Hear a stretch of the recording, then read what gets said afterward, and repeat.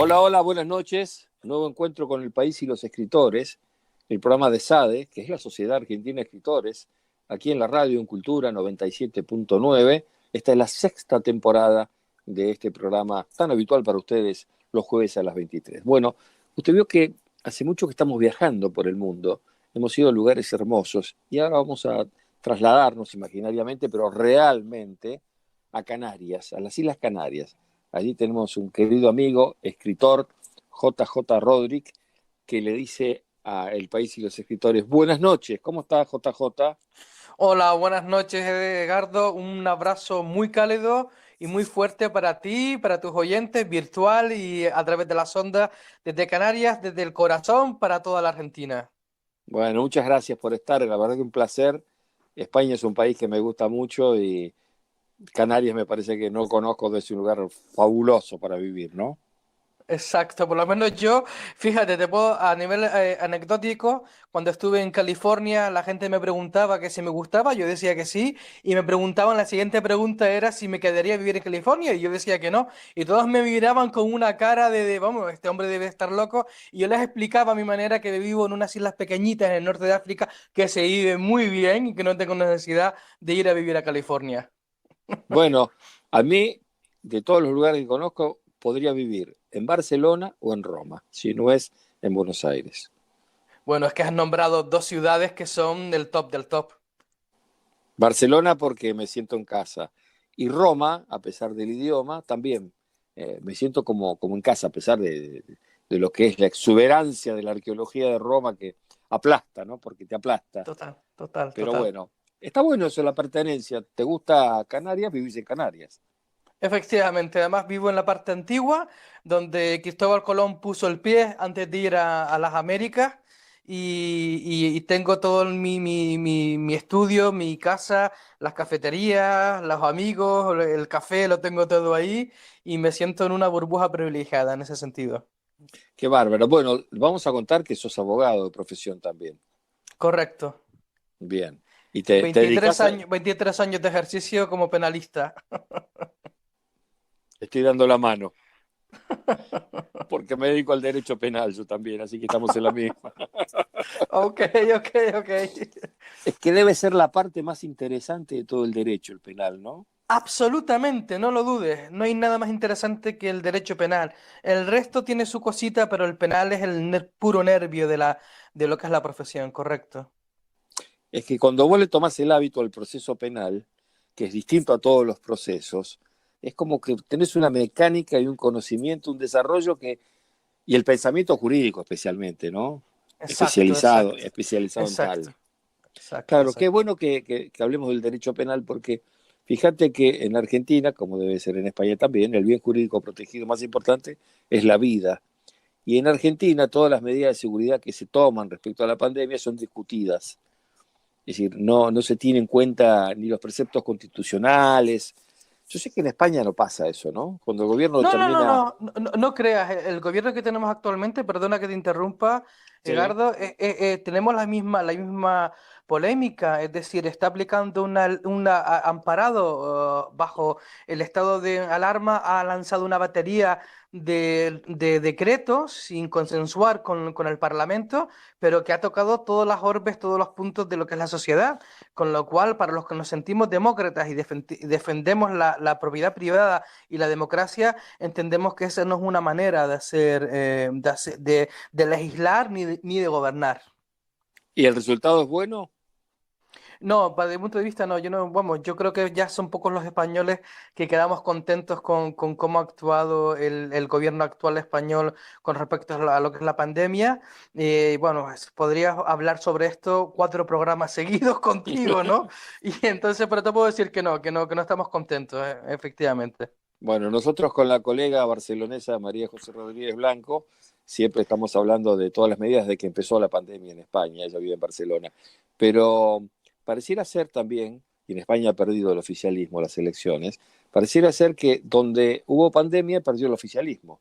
El caso más emblemático, el de Ronald Reagan en Estados Unidos, perdón, el de Donald El de Trump, Trump, Trump. Ronald Sí, se fue sí, hace sí. un tiempo, el de... Eso El, es lo que se llamaría lapsus freudiano, los anglosajones le llaman así y sería un desliz mental, ¿no? No, es que vi un documental hace poco de Reagan, un hombre que estuvo en la Argentina, pero interesante lo de Donald Trump, que hasta la pandemia ganaba la elección, y después de la pandemia, y le ha pasado a muchos, ha pasado en otros países también. Los oficialismos que le tocó gobernar en pandemia pierden las elecciones. Correcto, mira, hay un compatriota mío con el cual yo de vez en cuando tengo alguna comunicación, que es un gran conocedor de la Argentina, ha estado en Argentina, es un gran investigador, es un cerebro, la verdad que es una persona digna de admirar, que se llama César Vidal, no sé si has oído hablar de él. Y Sí, César sí. Vidal, justo antes de que apareciera nada de lo que es la pandemia, él decía que si no ocurría nada extraño, Donald Trump iba a ganar de calle, de goleada, las elecciones. Pasó algo extraño que fue la pandemia y perdió las elecciones. Sí, totalmente. Bueno, hay una diferencia grande entre Europa y América. Por ejemplo, nosotros vemos fotografías del primer ministro de Austria viajando en tren a la casa de gobierno, vemos a Angela Merkel con su marido en el supermercado sin custodia. El otro día una fotografía de la ministra de Trabajo de Suiza esperando el tren tomando una gaseosa. Y aquí no pasa nada de eso. Aquí pareciera ser que nos remontamos a la época de la monarquía y todos tienen sus grandes custodias, secretarios, asesores. Pero es Es que una cosa. En España ocurre igual. Es decir, yo cuando dicen lo de la madre patria, yo creo que la madre y los hijos son todos iguales. Es una familia igual. Mira, nosotros el presidente que tenemos, que es Pedro Sánchez, hasta un concierto de música privada fue en su Falcon, en un avión, fue en un avión pública a un concierto privado, entrando gobernando. O sea, yo creo que es un mal endémico en todo lo latino, no solamente en América, sino en la parte europea latina también. Sí, es lamentable, pero bueno, lo tenemos que plantear porque cada uno tiene su posición y es bueno, por eso me encanta hablar con escritores de otros países para tomar algún parámetro con lo que pasa aquí. Fíjate que aquí hay mucha discusión con todo y además estamos con la problemática de la falta de vacunas, estamos con la problemática de que hay mucha gente que no se quiere vacunar también, es decir, no es sencillo el tema, ¿no? No es un Ya. tema sencillo. Y yo creo que es un tema que también perjudica tanto a la profesión de abogado como a la de escritor, ¿no? Porque hoy en realidad, fíjate vos que la de abogado es una profesión que se puede ejercer muy poco y la de escritor está mucho más difícil todavía, porque la gente aquí, no sé, en España, aquí la gente está peleando para llegar a fin de mes y poder pagar los servicios, por ejemplo. Sí, la situación en algunos sectores es crítica, en otras no. Por ejemplo, un conocido mío estuvo en Madrid el fin de semana pasada y me decía que Madrid estaba igual que siempre, igual de ebullición, etcétera, pero todo el mundo íbamos con el barco, lo que se dice en la Argentina. Sí, sí. Entonces, dice, menos eso, Madrid era exactamente igual. Y sí es verdad que ha habido sectores como es el de la restauración o el del turismo, que ha habido muchas empresas que han tenido que cerrar y han tenido que reinvertirse. Y bueno, pero la situación la verdad que no es cómoda, no es nada cómoda para nadie, absolutamente para nadie. Y sobre todo a No, nivel económico también. no, económico, lo habrás notado en tu trabajo de abogado también, aquí se nota muchísimo, que no es una cuestión de que la gente no necesite de abogados, es una cuestión de que la gente no tiene recursos para ir al abogado. Claro, primero lo que necesitas es comer y luego ya pensaré en pleitearme, en defenderme o lo que sea. Primero de comer, efectivamente. Bueno, pero vos sos escritor, tenés dos libros escritos. El primero es Lazo de Amor, que tiene muy buena prensa, he visto videos, está muy bien difundido en el mundo tu libro. Ah, bueno, muchas gracias. Pues entonces habrás visto más que yo, porque yo apenas he visto de eso, la verdad. Tengo que decirte que sí, se llama Lazo de Amor, Pacto de Sangre y es una novela con la que me he sido padre en el mundo literario, una novela que le tengo mucho cariño y donde básicamente yo lo que hago siempre es, antes de ponerme a escribir, me empapo mucho sobre historia, sobre qué quiero escribir, entonces me documento muchísimo y esa base, ese sustrato histórico es el que me sirve para yo desarrollar lo que es la historia. Por ejemplo, aquí en Lazo de Amor, Pacto de Sangre, el 100% de los lugares que nombro son reales y el 90, 85-90% de lo que cuento es real. Dejo un margen de un 10, un 15% para que mi imaginación fragüe y ensamble todas las historias, porque son tres historias que se van transcurriendo paralelamente, doy saltos, flashback en lo que es en lo que es la novela y a la vez le voy introduciendo al lector en cada capítulo con una pequeña historia, con lo cual el lector tiene la sensación de que cuando acabe este capítulo sé que en el siguiente voy a encontrarme cosas nuevas, ¿no? Y llevo al lector a Centro Europa, a Hungría. Y bueno, de hecho mi novela está traducida al húngaro también y ha habido húngaros que la han leído y que me han dicho que no tenían ni idea de datos que yo doy sobre Hungría, debido a esa labor de investigación. Y básicamente en esa novela lo que toco es un tema que a mí a nivel personal me toca mucho, lo que es la fibra, que es la reencarnación. Yo creo mucho en lo que es la reencarnación, para mí hay testimonios evidentes, es como la ufología, yo creo que hoy por hoy quien no cree en los ovnis o en los UFOs es porque está ciego. Y para mí ocurre ese fenómeno también con la reencarnación. Es un fenómeno que está más que estudiado y más que investigado por científicos y doctores serios que empezaron de una manera completamente escéptica y han terminado siendo completamente creyentes en la reencarnación porque, como digo, las evidencias, vamos, es que saltan y brotan a por doquier. Y luego también, conectándolo con lo que hablábamos antes, con la faceta de abogado penalista, lo que hago en mis novelas es cojo algún personaje histórico, en este caso en Lazo de Amor, Pacto de Sangre, fue a la condesa Elizabeth Báthory, que era conocida como la vampiresa húngara, y yo desempolvo aquellos datos, aquellas circunstancias que yo veo que no están claras para ofrecer al lector una versión de defensa, una versión más suave o más light, donde descargo la culpa que hasta históricamente se le ha venido achacando a ese personaje. Ahora, interesante lo de la ufología porque en estos días se acaba de conocer precisamente y reconocer el gobierno de Estados Unidos la presencia de ovnis, ¿no? Se ha difundido un video muy interesante a propósito. Yo siempre tengo una gran amistad con el doctor Antonio Laceras, parapsicólogo, doctor en parapsicología y ufólogo. A propósito, acá le decimos ovni, ¿no? Ujú, A objeto volador no identificado. ujú. Pero yo creo que, bueno, hay evidencias muy marcadas, ¿cierto? Evidencias además Absolut- en las antiguas culturas, si no me equivoco, ¿no te parece? Absolutamente. Si tú rastreas desde las anteriores humanidades, o por llamarlo así, porque ten en cuenta que si nosotros trasladamos lo que es el concepto de lo que es el ser humano oficialmente, sobre la Tierra Ujú. a lo que son a lo que son las civilizaciones, sería como cuantitativamente sería un metro, pero lo que son las civilizaciones ocuparían 3 centímetros finales de ese metro. Es imposible creer que en todo ese metro no haya habido otras humanidades. Lo que pasa es que apenas han dejado rastros o muy poco, ¿no? Pero volviendo a lo que tú decías, las evidencias desde esa antigüedad hasta ahora, la cantidad de testigos, bueno, en fin, podríamos también estar aquí más de 4 o 5 programas hablando sobre la umnología. Y las evidencias para mí son abundantes y de hecho ya el Estado americano está ya acaba por reconocer lo que es evidente. Ahora, a propósito, yo soy un tipo muy interesado, veo muchísimos documentales, estuve apreciando el documental que ahora se van a cumplir un aniversario en julio, de la llegada del hombre a la luna y las encuestas de aquel momento donde la gente, el pueblo americano, había un alto porcentaje, un 25%, que nunca creyó que el hombre llegó a la luna.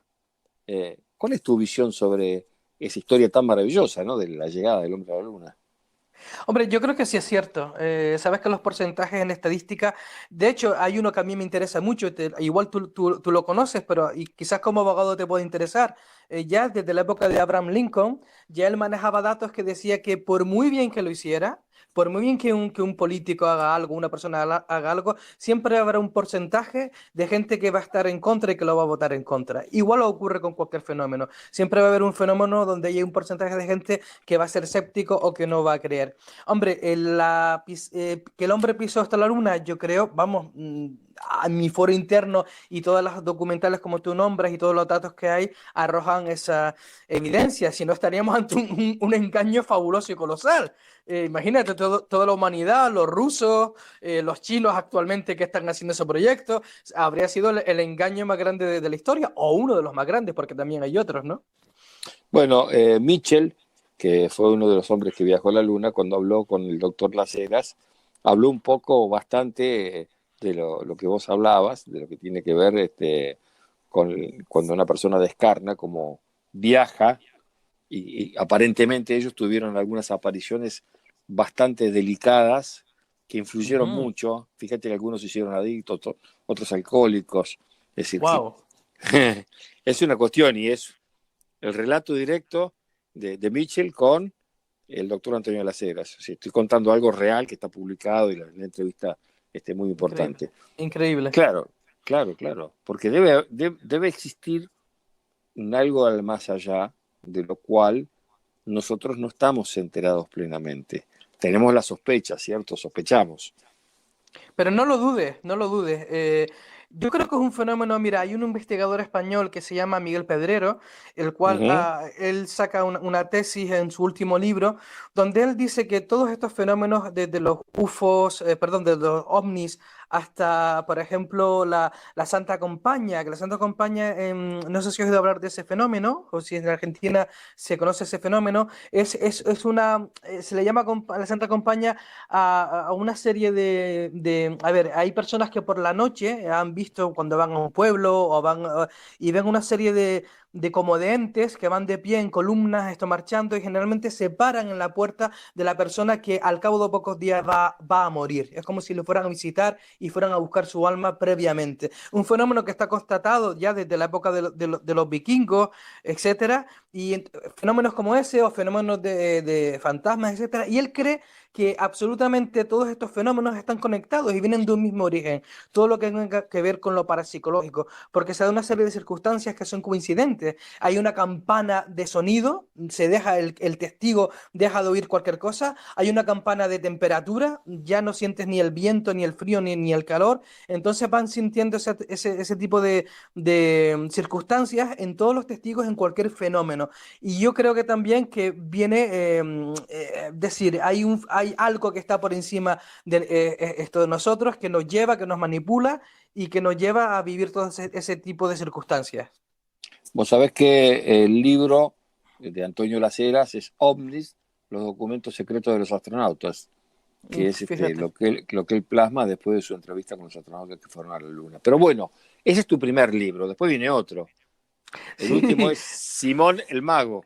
el Mono Mago, que es un personaje apasionante desde mi punto de vista. Yo cuando no había terminado todavía Lazos de Amor, Pacto de Sangre y ya empezó a traerme este personaje y empecé a investigar muchísimo. Es un personaje que me costó mucho encontrar fuentes porque hay muy escasos.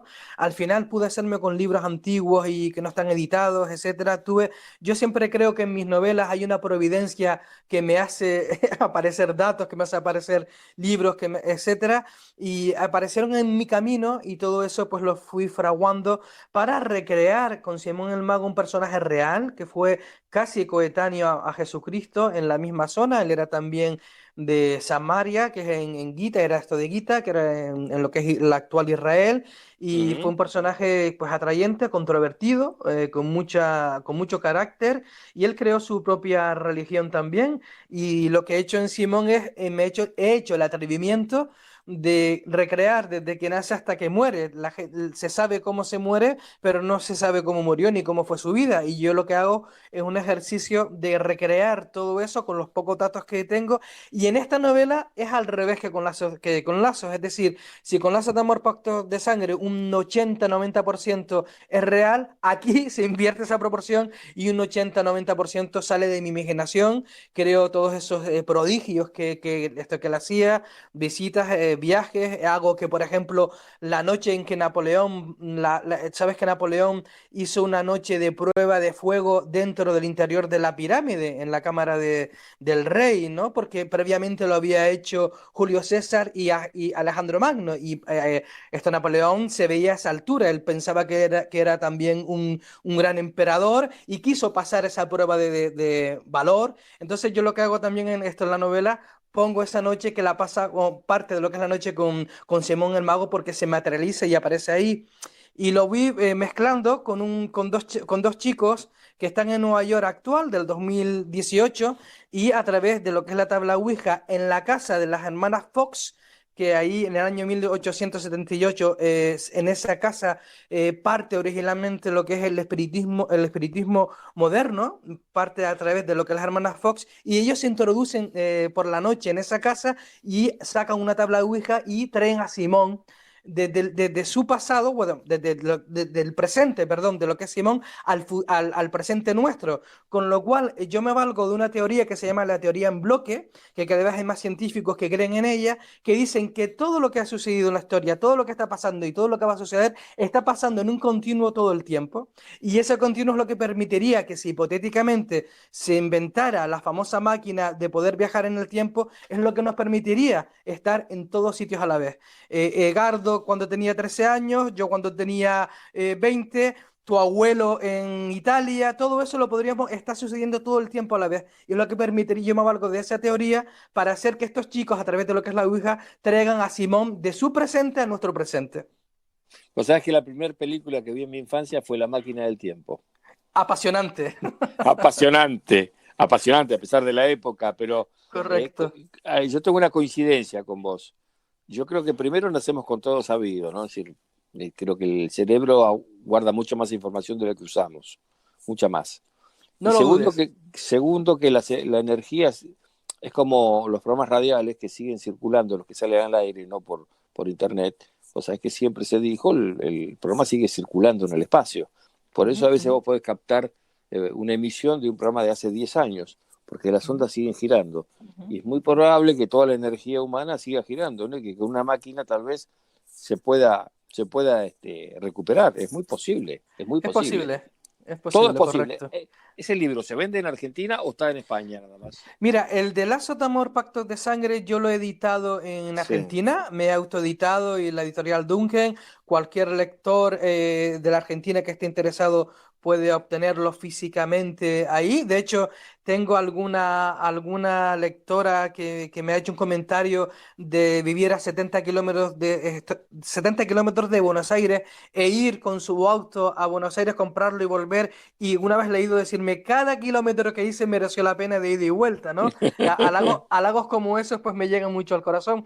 Y con respecto a Simón, he decidido autoeditarme en Amazon y se puede conseguir digitalmente y en papel en Amazon. Tú entras en Amazon y tú lo encargas, ya sea en papel o digital. Si es digital es mucho más cómodo porque te ahorras impuestos, te ahorras portes, te ahorras muchas cosas. Y si es en físico, pues tú estás a lo mejor en Viena, encargas tu copia, te la envían. Tú estás a lo mejor en Botswana, encargas tu copia y te la envían. Es así de sencillo. Bueno, acá te quería comentar algo. El primer investigador de ovnis que hubo fue Fabio Serpa, que Ujú. fue el primero que se dedicó, que fue un actor, un hombre que se dedicó muchísimos años, que yo lo traté mucho tiempo, inclusive fui abogado de él en algún momento. Fue el primero que se dedicó a la investigación de los ovnis en la Argentina. ¿eh? Y después, bueno, hay muchos más, pero de los más conocidos, Fabio Serpa y el doctor Antonio Lacera. Así que el tema conozco bastante y me interesa mucho. Ahora, ¿qué cosas lees vos con todo lo que conocés y hablás? ¿Qué es lo que te gusta leer? ¿Qué literatura lees? Yo leo de todo. Yo, si fuese un alcohólico literario, sería un alcohólico profundo y un borracho profundo, porque no hay nada que no deje de esto de leer. Últimamente sí es cierto que estoy investigando mucho sobre el tema de los apóstoles, sobre la resurrección de Cristo, sobre el tema de lo que son los evangelios y todo eso. Porque he estado esto investigando, pero leo mucho. Yo, por ejemplo, creo, puedo presumir de que soy en España una de las personas que tiene una colección más amplia sobre Conan Doyle. A mí Conan Doyle me encanta, no solamente por Sherlock Holmes, tiene una obra bastante extensa. Yo tengo en mi casa, por ejemplo, incunables de él, escritos en español, con prólogos de Manuel Machado, ¿no? El hermano de Antonio Machado, que es el poeta español muy conocido. Y no sé, en mi biblioteca puedes encontrar desde magia, desde historia, no sé, abarca muchas cosas. Bueno, acá tengo una colección española del Doctor Oso, de hace muchos años, no sé si todavía existe el Doctor Oso en España, sobre temas oscuros se llamaban en esa época, la compré en los 80. ¿Esto te refieres a Jiménez del Oso? Es Jiménez del Oso, claro. Él Es- falleció ya hace unos años, falleció, y de hecho su hijo sacó hace poco, creo que fue este año, sacó un libro biográfico sobre sus vivencias, y bueno, aquí en España fue una referencia absoluta.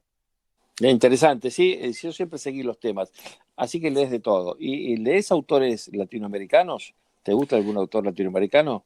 También, también, yo siempre me ha gustado mucho lo que es Vargas Llosa y luego Borges. Borges para mí es uno de los grandes. ¿Ha habido algún compatriota tuyo que yo creo que, vamos, no que exagere, sino que creo que se confunde, que dice que cuando leyó Lazos le recordaba mi estilo de escribir a Borges y yo me quedé muerto, digo, vamos, no me compares con él, compárame con otro, pero no con Borges, ¿no? No, Borges es uno de los más grandes. Y a mí me gusta mucho García Márquez porque es muy periodístico para escribir García También, Márquez. también, también, Sí, también, sí, absolutamente. sí. Sí. Y me gusta Julio Cortázar, ¿no? Que hizo Ujú, gran parte de ujú, su vida en Europa, en Francia ujú. especialmente. Ujú. Y creo que, bueno, en definitiva hay tanto para leer ahora, porque en realidad, más allá de todo la cuestión, el libro siguió sobreviviendo mucho. Aquí hubo años que se han publicado entre 40 y 50 mil libros, no en este momento, ¿no? No hace muchos años atrás, perdón, en Argentina se publicaban entre 40 y 50 mil libros anuales, lo que es una Wow, cifra, ¿no? wow, absolutamente. Pero ocurre en todos lados. Mira, yo por ejemplo que estoy muy vinculado con Hungría, que es un país de 11 millones de habitantes, y la cantidad de escritores que hay y de libros que se editan cada año en idioma húngaro. Es terrible, es terrible. Eso es positivo, eso quiere decir que siempre el ser humano va a tener la inquietud de contarle a su congénere cualquier experiencia, cualquier punto de vista, cualquier historia.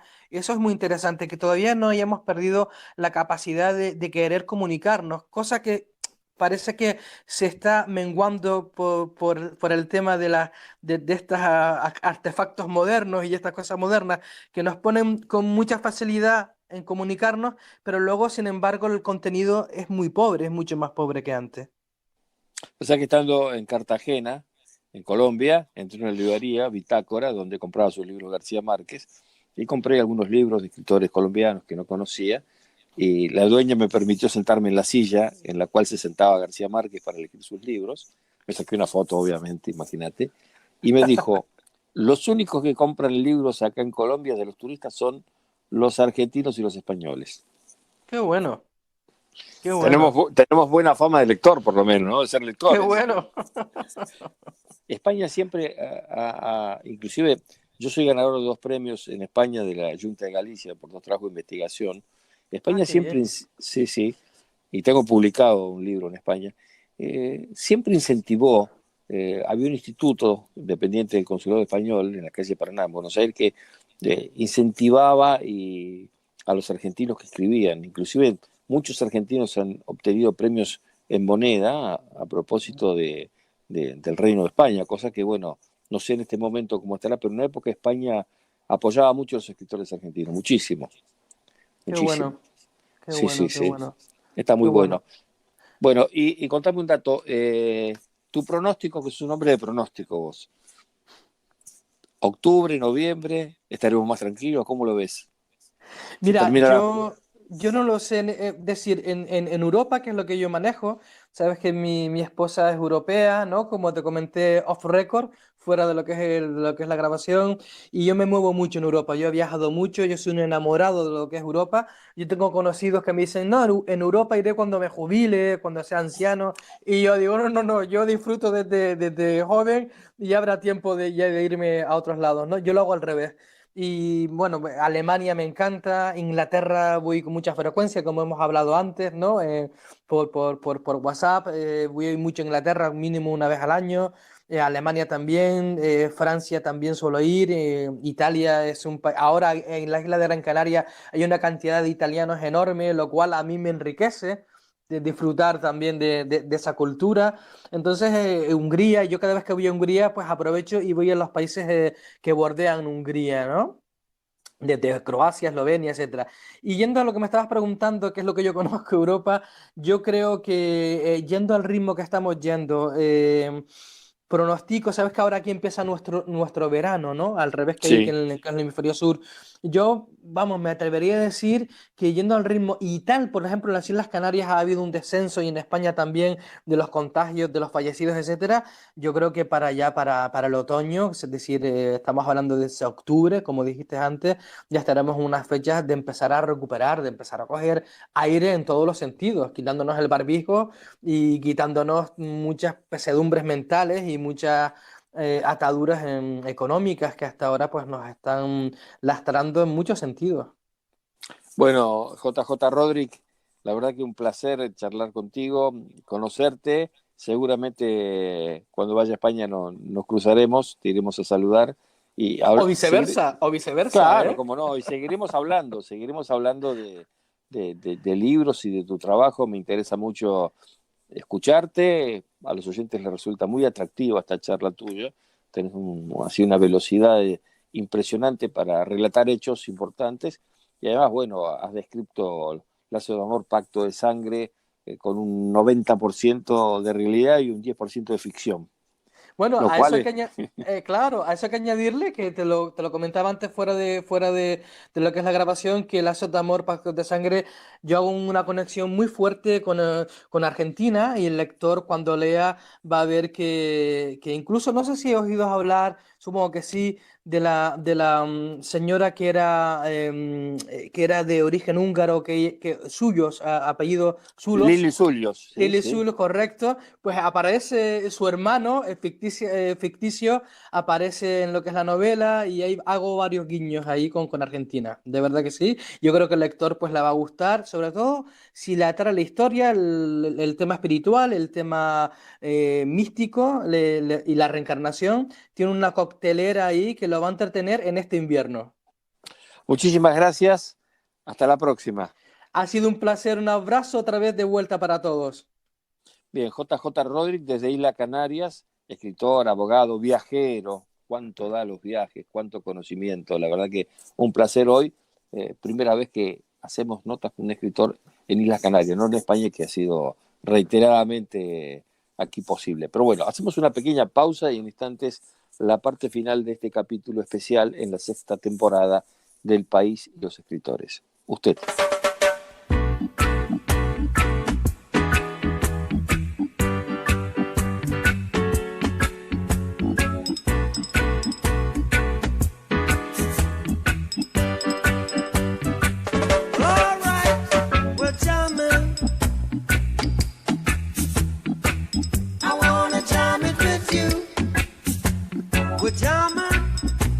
Jamming, and I hope you like jamming too.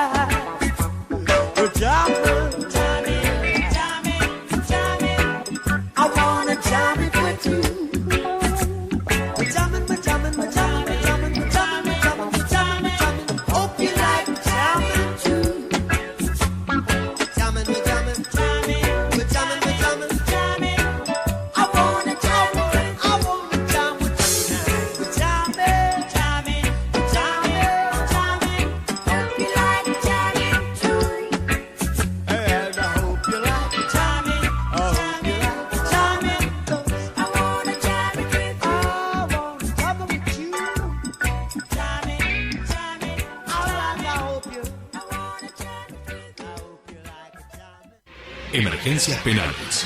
Estudio Catarilex. Llame al 11 15 5400 2345. Ediciones Sudameris convoca a nuevos autores a publicar sus obras. Haga realidad el sueño de tener su libro propio. Contáctese por mail r.rbaron7@gmail.com.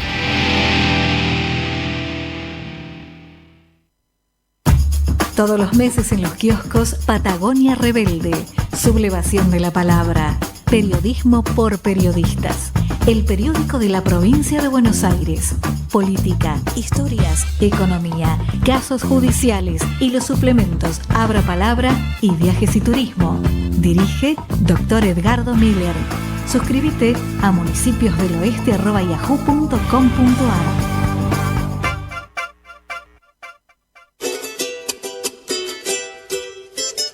Anastasio Quiroga, pastor de cabras.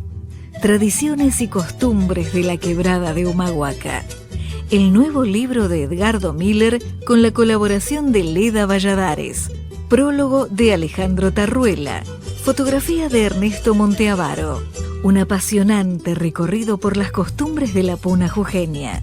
Un libro de Duncan en venta en todas las cadenas del país y en Mercado Libre. Un verdadero testimonio de nuestras raíces. Anastasio Quiroga, pastor de cabras.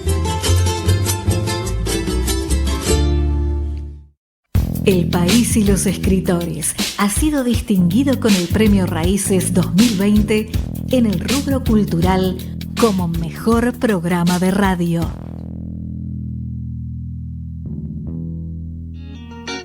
El País y los Escritores, un programa de la Sociedad Argentina de Escritores.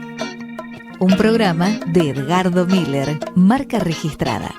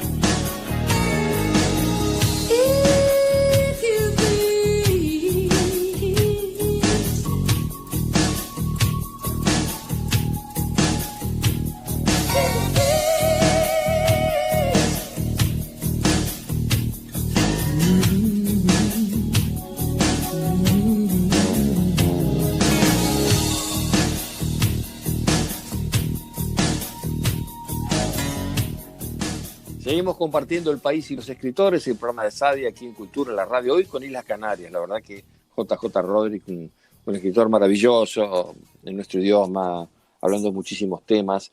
Bueno, estoy muy contento de que muchos escritores, ustedes saben que estas notas llegan a través de mucha gente que está escuchando en el mundo el país y los escritores.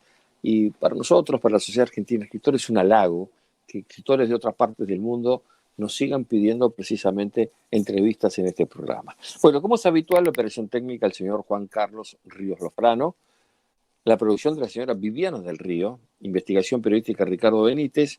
Usted sabe que yo me llamo Ricardo Miller, usted sabe que hace 6 años que hacemos este programa, usted sabe que estamos en la noche de Buenos Aires sin cultura, además sabe que lo acompañamos con muy, pero muy buena música. Muchísimas gracias y hasta la próxima.